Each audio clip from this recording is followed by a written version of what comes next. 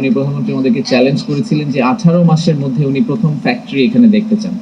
মাননীয় প্রধানমন্ত্রীর সাথে চায়না গেলাম, তখন আমাদের যে ডেভেলপার কোম্পানি আছেন ওনাদের যে চেয়ারম্যান ছিলেন উনি আমাদের মাননীয় প্রধানমন্ত্রীর সাথে দেখা করেছিলেন এবং কথায় কথায় একটা প্রশ্ন এসেছিল যে এই জোনটা চালু করতে আসলে কতদিন সময় লাগবে। ওনারা প্রথমে বলেছিলেন 3 থেকে 5 বছর সময় লাগবে। আমাদের মাননীয় প্রধানমন্ত্রী আমাদেরকে চ্যালেঞ্জ করেছিলেন যে 18 মাসের মধ্যে উনি প্রথম ফ্যাক্টরি এখানে দেখতে চান। ওনাদের যে চেয়ারম্যান ছিলেন উনিও প্রমিস করেছেন তারপরে যে প্রথম 18 মাসের মধ্যে উনি প্রথম ফ্যাক্টরিটা প্রোডাকশনে আমরা এই এলাকায় দেখতে পাবো। আমার একমাত্র অনুরোধ আমাদের মাননীয় যারা এমপি আছেন, লোকাল এমপি আছেন, আনোয়ারার এমপি এবং চট্টগ্রাম জেলার এমপিরা যারা আছেন, আনোয়ারাবাসী এবং চট্টগ্রামবাসী সবার কাছে অনুরোধ, আমাদের চাইনিজ ইনভেস্টররা আমাদের অতিথি এবং ওনারা বাংলাদেশে এসেছেন একটা আশা করে যে বাংলাদেশে ওনারা বিনিয়োগ করবেন।